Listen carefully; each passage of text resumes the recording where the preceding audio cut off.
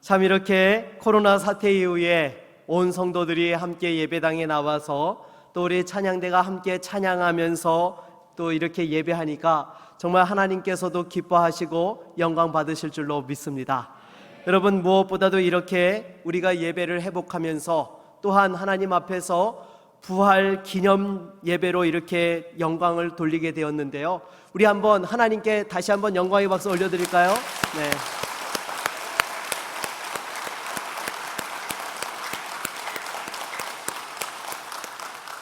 네, 우리 정말 옆에 분들하고 인사하고 싶은데요, 인사는 생략하도록 하겠습니다. 나중에 또 반갑게 개인적으로 인사하실 수 있기를 바라겠습니다. 무엇보다도 우리 성도님들의 가정에 하나님의 사랑과 평안과 축복이 가득하실 수 있기를 바라겠습니다. 여러분, 우리가 인생을 살아가면서 어떤 사람을 만나느냐라는 것은 참으로 중요합니다. 한 사람의 인생이 정말 어떻게 변화되어질지 결정적인 영향력을 미칠 수 있기 때문입니다. 우리가 알고 있는 헬렌 켈러라는 여사가 있죠. 생후 9개월째에 그 열병으로 말미암아서 앞을 보지 못하고 또한 듣지 못하는 그러한 병에 걸리게 되었던 것입니다. 그래서 이 19개월이니까 말도 제대로 배우지 못했던 상황이니까요, 평생을 어떻게 보면 듣지도 보지도 말하지도 못하면서 정말 살아있지만 사람같이 살아갈 수 없는 그러한 인생이 되고 말았던 것입니다. 그런데 이 헬렌 켈러에게 앤 설리반이라는 선생님이 오셔서 그 헬렌과 만나 주시면서 그 삶이 변화되게 되었던 것이죠. 정말로 그 설리반 선생님을 통하여서 또한 사물의 이름이 있다는 것을 깨치면서 점자를 배우면서 그 마음과 정신이 열려가지고 정말 세상에 대한 것들을 인식하기 시작했던 것입니다. 그래서 정말 이렇게 세상을 살아가면서 많은 사람들에게 또한 희망을 주고 소망을 주는, 정말 하나님 앞에서 영광 돌리면서 살아가는 귀한 삶을 살게 되었던 것입니다. 그런데 이처럼 아름다운 만남만 있는 것이 아니죠. 정말 만나지 말았어야 하는데 잘못된 만남들도 있는 것입니다. 여러분, 예전에 유행했던 김건모 씨의 핑계라는 노래 아마 잘 알 것입니다. 잘못된 만남이라는 노래를 보게 되면요, 정말 사랑하는 여인과 싸웠는데 이후로 연락이 뜸해지고 피하는 것 같더니 나중에 보니까 애인과 자신의 가장 친한 친구가 연인이 되어버렸던 것입니다. 사랑과 우정을 모두 버려야 했기 때문에 그것에 너무 고통스러워한다는 노랫말이었는데요, 여러분, 나중에 들어보니까요, 그 노랫말이 허구가 아니라 어느 정도 사실에 기반해서 그렇게 또한 작사가 되었던 곡이라는 이야기를 들었습니다. 아무튼 우리는 살면서 만남 때문에 기뻐하기도 하고 또한 만남 때문에 슬퍼하기도 합니다. 그렇다면 우리가 인생을 살아가면서 꼭 만나야 될 만남이 있죠. 누구와의 만남입니까? 네, 바로 부활하신 우리 구주 예수 그리스도와의 만남인 줄로 믿습니다. 여러분, 우리가 인생을 살아가면서 예수님을 만난다는 것은요, 단순히 예수님이 부활하셨다라는 것을 지식적으로 아는 것을 이야기하는 것이 아닙니다. 부활하신 주님을 만나는 것은 영안이 열려서 그분의 음성을 듣고 우리의 삶 속에서 그분의 인도하심을 받으며 그분과 함께 동행하며 그 생명을 느끼며 함께 호흡하며 살아가는 것, 그것이 바로 부활하신 주님을 만나서 살아가는 성도의 모습인 것입니다. 여러분, 이렇게 부활하신 예수 그리스도를 만나고 그분의 음성을 듣고 그분과 더불어 살아가면 우리 삶에 어떠한 일들이 일어나겠습니까? 당연히 그 삶이 변화되게 되는 것입니다. 세상의 가치를 따라서 살아가는 것이 아니라 영원한 하늘나라의 가치를 따라서 죽음을 이기고 생명을 주시는 그 예수 그리스도를 힘입어서 나는 죽고 예수로 살아가는 그러한 믿음의 삶으로 완전히 변화되게 되는 것입니다. 그래서 어떻게 보면요, 여러분, 부활하신 예수님을 만났다 하면서도 그 삶이 변화되지 않는 삶을 살아간다면 여러분, 그것이 도리어 기적인 것입니다. 여러분, 성경에 보십시오. 부활하신 예수님을 나의 구주로 만난 사람들 치고 변화받지 못한 사람이 누가 있었습니까? 심지어 예수님을 핍박하고 예수 믿는 자들을 못 박기 위해서 정말로 잡아 가두기 위하여서 다메섹으로 가던 그 사울조차도 예수님을 만나는 순간에 정말 그 일생이 평생 예수의 복음을 위하여 사는 예수의 증인으로 변화되게 되었던 것입니다. 여러분, 무엇보다도 다시 한번 부활의 주님을 만나실 수 있기를 바라겠습니다. 여러분, 부활의 주님을 만나면요, 우리 삶이 완전히 변화됩니다. 오늘 본문에도 등장하는 세 그룹의 사람이 있었죠. 첫 번째는 바로 막달라 마리아였고요, 두 번째로는 또한 예수님의 10명의 제자들이었습니다. 그리고 세 번째로는 바로 예수님의 제자 중 또 한 명인 도마였던 것이죠. 이들은 부활하신 주님을 만나기 전에는요, 정말 슬픔에 가득 차 있었고, 두려움에 떨고 있었고, 의심에 또한 사로잡혀 있었던 사람들이었습니다. 하지만 예수님을 만났더니 그 삶이 변화되게 되었던 것입니다. 지금 이 순간에도 여러분, 우리에게 무엇보다도 부활하신 주님이 가장 필요한 줄로 믿습니다. 여러분의 삶의 문제를 해결할 수 있고, 영원한 소망에 또한 그 생명의 기쁨을 누리면서 살아갈 수 있는 비결이 무엇이냐? 부활하신 주님을 만나는 것입니다. 여러분, 우리가 이렇게 예배를 회복하면서 부활 기념 예배로 하나님 앞에 영광을 돌리는데요, 이 예배를 통하여서 다시 한번 우리의 믿음이 회복되어지고 부활하신 주님과 살아갈 수 있는 은혜가 넘쳐날 수 있기를 주님의 이름으로 축복합니다. 그러면 우리가 부활하신 예수님을 만나면 구체적으로 어떤 변화들을 경험하게 되는 것입니까? 첫 번째로 슬픔 대신에 소망을 갖게 되는 줄로 믿습니다. 여러분, 오늘 본문 15절 말씀을 우리 한번 같이 자막으로 읽어볼까요? 같이 읽겠습니다. 예수께서 이르시되 여자여 어찌하여 울며 누구를 찾느냐. 아멘. 여러분, 여기서 울면서 사람을 찾고 있었던 여자가 누굽니까? 막달라 마리아였던 것입니다. 이 막달라 마리아는 누구보다도 예수님을 뜨겁게 사랑했던 믿음의 여인이었죠. 그래서 예수님께서 십자가에 못 박히기 위하여 골고다 언덕을 올라갈 때에도 가슴을 치며 울면서 예수님을 따라갔던 여인이기도 하였고요, 바로 예수님의 장례를 치르면서도 너무나 그 안식일에 시작하는 시간에 촉박해서 그 시신을 제대로 또한 수습하지 못했다는 생각이 들어서 누구보다도 가장 빨리 안식 후 첫날 새벽 미명에 예수님의 시신을 또한 정성껏 돌보기 위하여 달려왔던 사람이 바로 막달라 마리아였던 것입니다. 여러분, 그런데 이 마리아가 어떤 상황에 직면하게 되었습니까?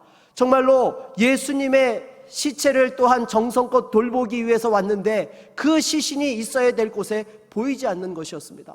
너무나 당황하고 더 큰 슬픔과 당혹감에 휩싸이게 되었던 것이죠. 여러분, 안 그렇겠습니까? 우리 주님께서 죄가 없으셨고 아무 잘못도 하지 않으셨는데 그 사람들의 죄를 대신 지시고 십자가에 못 박혀 죽으셨으니 그것도 억울한데, 여러분, 시신을 수습할 때도 제대로 못했잖아요.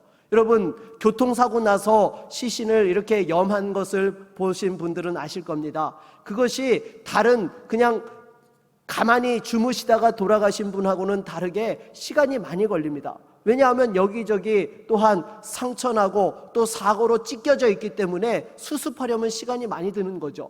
그런데 우리 주님의 그 시신은 어떠했습니까? 정말로 십자가를 지시기 전날 밤 또 이렇게 밤새도록 이 고문을 당하시고 로마 병정의 그 채찍에 살점들이 다 찢겨나가서 온몸이 피떡이 되다시피 하였습니다. 그 상황 속에서 십자가를 지고 또 골고다 언덕을 오르셔서 그 손과 발에 못이 박혀 또한 돌아가셨던 것이죠. 그러니 여러분, 그 시신을 제대로 정성껏 곱게 수습하려면요, 시간이 많이 걸리는데 그 안식일이 시작하는 시간이었기 때문에 그냥 형식적인 절차만 밟아서 하고 말았던 것입니다. 너무 안타까운 마음에 정말 그 슬픔 속에서 마리아는 예수님의 시신이라도 닦으면서 자신의 슬픔을 또한 달래고자 하였던 것입니다. 그런데 여러분, 정말로 그 예수님이 보이질 않는 것이었습니다. 울면서 예수님을 찾는데 마리아가 그 예수님에게 뭐라고 이야기합니까? 우리 15절 하반절 말씀을 같이 읽어볼까요? 같이 읽겠습니다. 15절 하반절입니다. 마리아는 그가 동산지기인 줄 알고 이르되 주여 당신이 옮겼거든 어디 두었는지 내게 이르소서. 그리하면 내가 가져가리이다. 아멘. 마리아는 예수님을 보고도 예수님이 부활하신 것을 알지 못했던 것입니다. 왜냐하면 예수님이 부활하실 것을 상상도 못했기 때문이죠. 그러니까 동산지기인 줄 알고 혹시나 시신을 옮겨 놓았으면 이야기해주면 내가 가져가겠노라고 그렇게 이야기를 합니다. 그런데 이 슬픔 가운데 있는 마리아를 향하여서 예수님께서 말씀하십니다. 마리아야 라고 이렇게 부르셨던 것이죠. 그러니 여러분, 그 순간 마리아가 어때요? 그 음성을 듣는 순간 깨달았던 거예요. 아, 예수님이시구나. 이 앞에 계신 예수님께서 정말로 부활하셔서 지금 내 앞에 계시는구나. 그것을 깨닫는 순간 어떻게 되었겠습니까? 그 눈에 가득 차 있던 슬픔의 눈물들이 순식간에 기쁨의 눈물로 바뀌게 되었던 것입니다. 슬픔은 사라져버리고 그 감격의 기쁨에 가득 차서 주님을 또한 배우게 되었던 것이죠. 그래서 그 순간은요, 여러분 시편 30편 11절 말씀과 같았을 것입니다. 우리 같이 한번 읽어볼까요? 주께서 나의 슬픔이 변하여 내게 춤이 되게 하시며 나의 베옷을 벗기고 기쁨으로 띠띠우셨나이다. 아멘. 그렇습니다. 여러분, 마리아는요 슬픔이 변하여 춤이 되고 베옷이 또한 벗겨져서 또한 띠띠우고 달려가는 정말 기쁨에 가득 찬 그러한 모습으로 변화되게 되었던 것입니다. 여러분, 부활의 주님을 만나면요 어떤 슬픔과 고통과 절망 가운데 있다 할지라도 주님께서 참된 위로자 되어주셔서 위로해 주시고 다시 한번 그 슬픔이 변하여 기쁨이 되게 하여 주시고 일어설 수 있는 소망을 갖게 하시는 줄로 믿습니다. 여러분, 한 남편을 일찍 사별한 여인이 있었습니다. 혼자서 아이들을 키워가면서 너무나 힘들고 어려운 삶을 살았던 것입니다. 남편의 빈자리가 생각보다 컸던 것입니다. 아이들을 키우면서 사춘기를 지날 때에 정말로 이 아이들을 어떻게 아빠 없는 소리라는 소리를 듣지 않게 하려고 정말 최선을 다하지만 또한 엄마로서 아이들을 키운다라는 것의 한계들을 경험하였던 것입니다. 그래서 너무나 이 세상을 어떻게 살아가야 될지 고통 가운데 살고 있었는데 어느 날 지인을 통해서 교회에 출석을 하게 되었던 것입니다.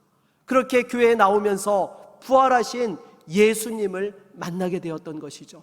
그 주님께서 나의 주님이 되어주시고 영원한 신랑 되어주신다는 그 사실 앞에서 다시 한번 자신의 삶에 무엇인가를 함께 나눌 수 있고 또한 기도할 수 있고 들어주시고 응답해 주시고 누구보다도 강력하게 나를 지지해 주시고 의지해 주시는 그 주님이 계시다는 사실에 다시 한번 삶에 새로운 소망을 갖게 되었던 것입니다.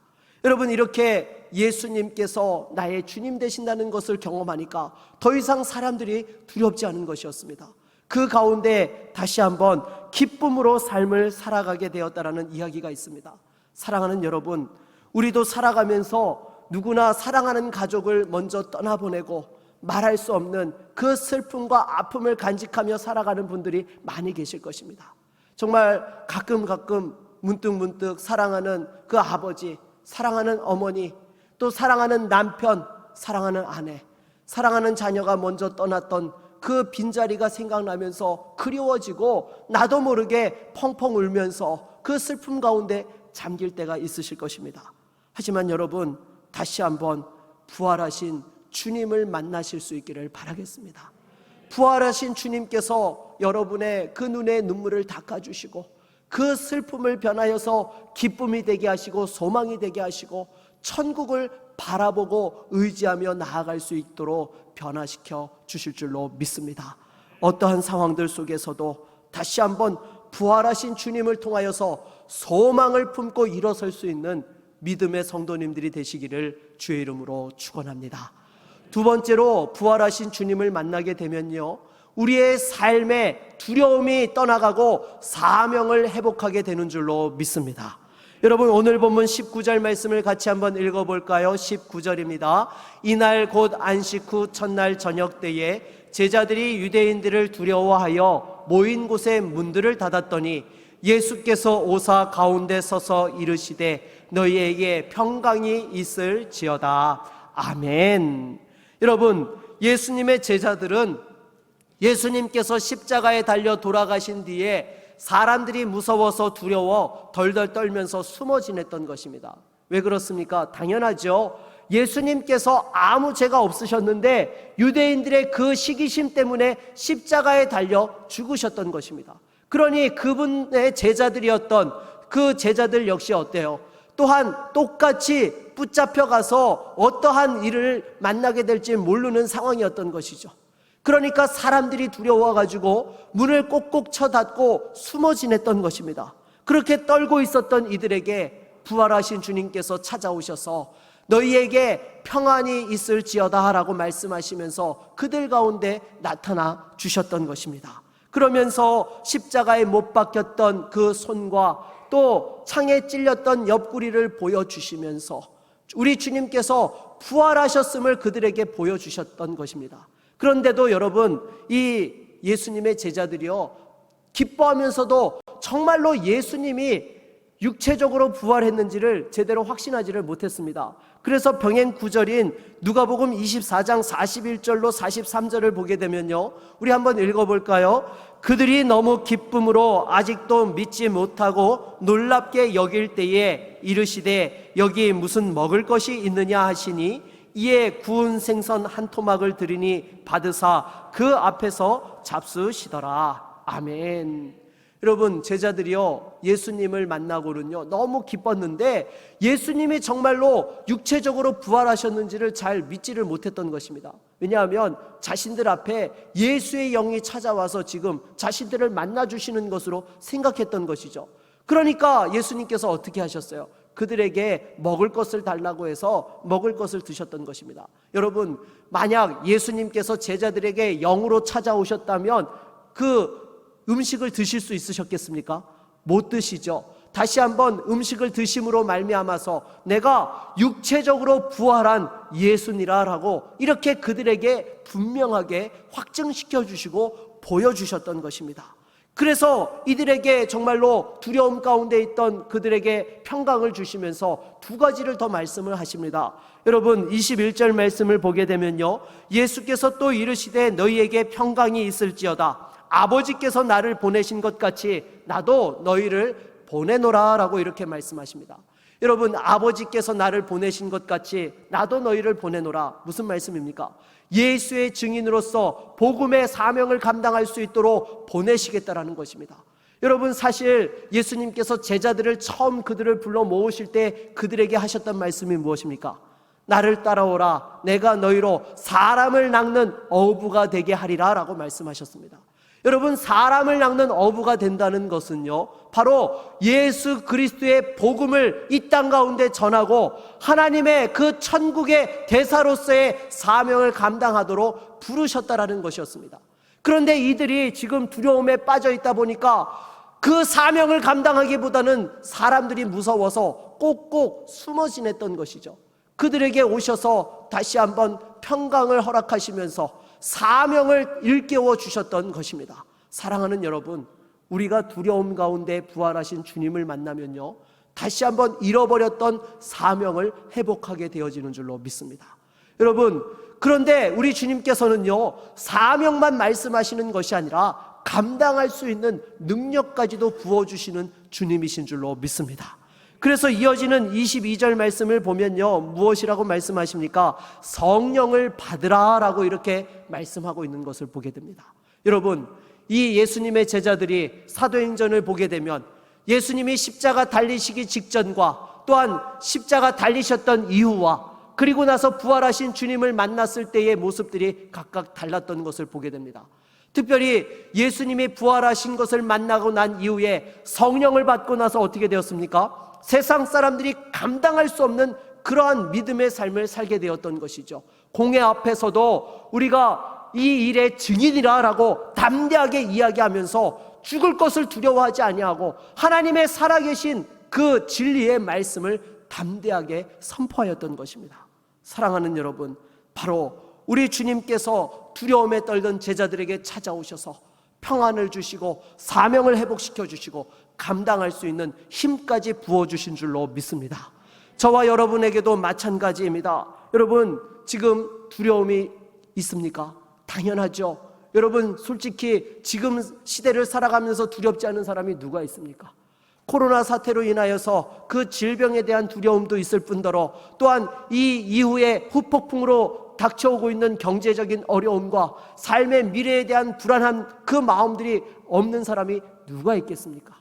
하지만 여러분, 두려워하지 마십시오. 부활하신 주님께서 여러분들을 만나주시고 여러분들을 책임져 주시는 줄로 믿습니다. 여러분, 부활하신 주님은요, 그냥 단순한 주님이 아니세요. 여러분, 부활하셨다라는 것이 무엇입니까? 죽음의 사망 권세를 깨뜨리셨다라는 것입니다. 사람들이 살아가면서 가장 두려워하는 거 죽는 문제잖아요. 그 죽음의 문제를 해결할 수 있는 분이 바로 우리 주님이시라는 거예요. 그 주님을 만나면 여러분, 우리 안에 세상을 이기는 담대함과 믿음의 용기가 생겨나게 되는 줄로 믿습니다. 제가 금요 은혜 집회 때에도 말씀드리지 않았습니까? 믿음의 용기를 가져야 한다라고 여러분들에게 말씀을 드렸습니다. 우리 주님께서도 또한 말씀하시죠. 담대하라, 내가 세상을 이겨노라. 여러분, 우리 주님께서는요, 그냥 우리를 보내시는 거 아니에요. 대책 없는데 너희들 가서 사명 감당하라, 이렇게 말씀하시는 분이 아닙니다. 사망 권세를 이기셨고 세상을 이기신 우리 주님께서 저와 여러분들과 함께하며 또한 사명을 향하여 보내주시는 줄로 믿습니다. 어떠한 두려움들 속에서도 다시 한번 인간적인 해결책을 찾는 것이 아니라 부활하신 주님을 만나는 저와 여러분 모두가 될 수 있기를 주님의 이름으로 축원합니다. 마지막으로 부활하신 주님을 만나면요, 의심이 사라지고 믿음의 확신을 갖게 되는 것입니다. 여러분, 오늘 본문 25절을 같이 한번 읽어볼까요? 25절 말씀입니다. 다른 제자들이 그에게 이르되 우리가 주를 보았노라 하니 도마가 이르되 내가 그의 손에 못자국을 보며 내 손가락을 그 못자국에 넣으며 내 손을 그 옆구리에 넣어보지 않고는 믿지 아니하겠노라 하니라. 아멘. 여러분, 예수님께서 제자들에게 찾아오셨을 때에 마침 도마만 그 자리에 없었던 것입니다. 그런데 나머지 제자들이 어떻게 이야기합니까? 이구동성으로 부활하신 예수님을 만났다라고 이야기를 하는 것이었습니다. 거기다가 여인들조차도 부활하신 주님을 만났다라고 이야기를 하는 거예요. 그런데 여러분, 도마가 누굽니까? 예수님의 12사도 중에 한 명 아닙니까?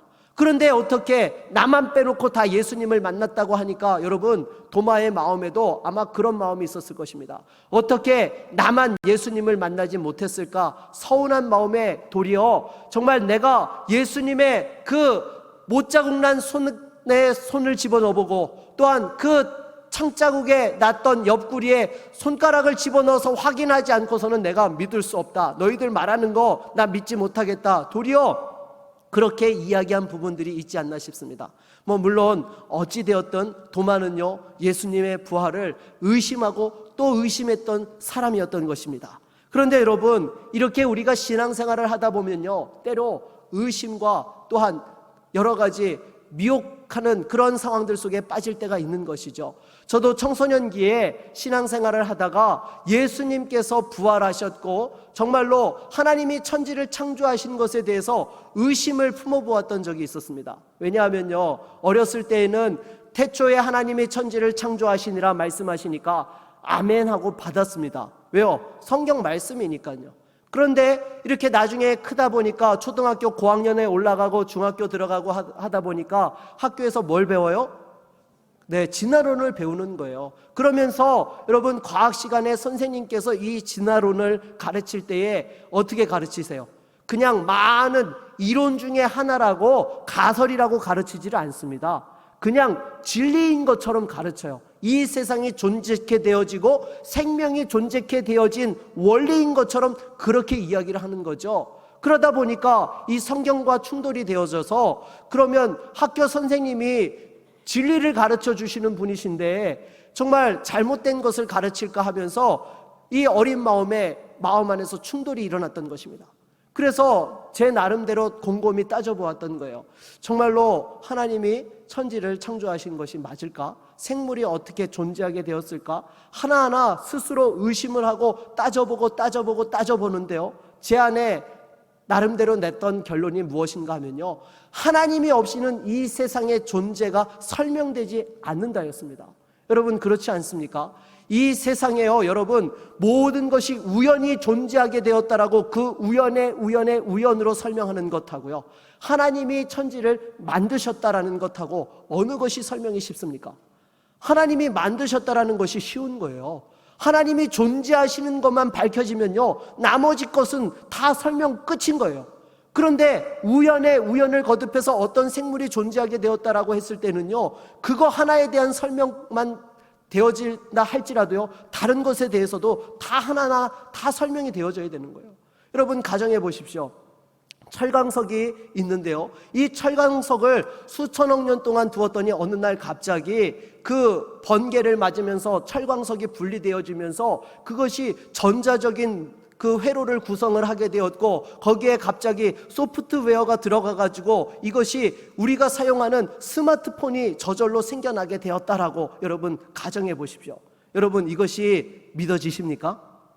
네, 여러분, 이것을 믿으려면요, 엄청난 믿음이 필요한 거예요. 스마트폰 하나를 만들기 위해서도 얼마나 많은 손이 갑니까? 프로그램 하나만 잘못되어져도요, 작동하지 않습니다. 그런데 어떻게 철광석에서 스마트폰이 되는 것과 같은 우연의 우연을 거듭해서 단세포가 오늘날 사람이 되어지고 독수리가 되고 호랑이가 되었다라고 이야기할 수 있는 것입니까? 여러분, 이거는요, 도리어 이것을 진리라고 주장하는 것은요, 엄청난 믿음의 소유자인 것입니다. 도리어 예수 그리스도가 부활하셨고 또한 하나님이 천지를 창조하셨다라는 것, 여러분, 만물을 애시당초 정교하게 설계하신 하나님이 계시다라는 사실이 더 합리적인 설명이고 그것이 진리인 것입니다. 아무튼 도마는요, 이 예수님의 부활을 의심했습니다. 왜냐하면 이 부활하셨다라는 것에 대해서 자신이 일반적인 경험으로 받아들일 수 없었기 때문이죠. 그런데 중요한 것은 이 의심 많은 도마에게도 찾아오셔서 우리 주님께서는 직접 그 도마의 의심을 제거해 주셨던 것입니다. 못자국 난 손에 손가락을 집어넣어 보아라.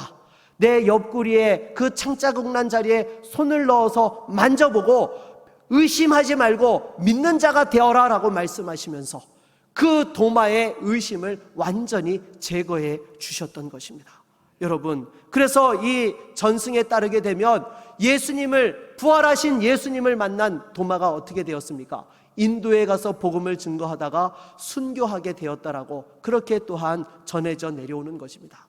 사랑하는 여러분, 여러분들이 여러 가지 의심과 두려움 가운데 계십니까? 하나님 앞에 구하십시오. 부활하신 주님, 저도 만나 주십시오. 도마에게 만나 주셨던 것처럼 저에게도 만나 주십시오라고 말씀하시면요, 여러분 기도하고 주님을 기대하면요, 반드시 만나 주십니다. 어떻게 네가 나를 의심할 수 있느냐? 책망하고 외면하시는 것이 아닙니다. 우리 주님께서는요, 그 도마에게 찾아오셔서 만나 주셔서 의심하는 자가 되지 말고 믿는 자가 되라고 말씀하신 것, 그것이 왜 성경에 기록되어져 있겠습니까? 오늘날에도 도마와 같은 사람들에게 찾아와 주셔서 만나 주시겠노라고 이와 같이 말씀을 통해서 말씀해 주고 있는 것입니다. 여러분, 혹시 하나님의 말씀이 의심이 되십니까? 주신 약속의 말씀이 당장 이루어지지 않는 것 같아서 여러분, 혹시 그 말씀을 내던지고 포기하고 있지는 않으셨습니까? 이 시간 다시 한번 부활하신 주님을 만날 수 있기를 바라겠습니다. 그 주님께서 우리 안에 약속의 말씀에 믿음의 확신을 주시고 반드시 그 약속을 이루어 주십니다. 말씀을 맺겠습니다. 여러분, 오늘 본문에 등장한 사람들의 공통점이 무엇인가 하면요, 바로 절망과 낙심 가운데 있었던 것입니다. 여러분, 절망과 낙심 가운데 있으니까 슬픔에 빠졌던 것이고요, 절망과 낙심 가운데 있으니까 두려움에 빠졌던 것이고요, 절망과 낙심 가운데 있으니까 의심하면서 믿지 못하는 그런 상황들 속에 있었던 것입니다. 하지만 이들이 부활하신 주님을 만났을 때에 그 절망과 낙심이 사라졌던 것이죠. 슬픔이 변하여서 소망이 되었고, 두려움이 변하여서 평강이 찾아오고 사명을 회복하였고, 또한 의심이 변하여서 믿음의 확신을 갖게 되었던 것입니다.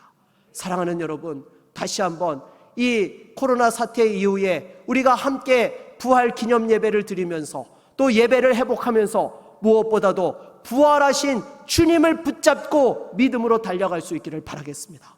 우리가 이 험한 세상 가운데에서 어떻게 믿음으로 승리할 수 있습니까?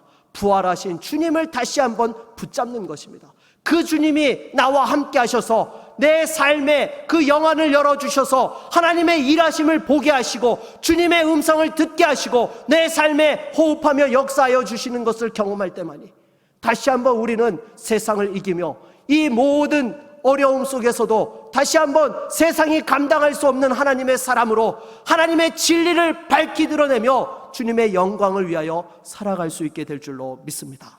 다시 한번 이 부활의 주님을 통하여 세상을 이기고 승리하는 믿음의 종들이 다 되실 수 있기를 주님의 이름으로 축원합니다.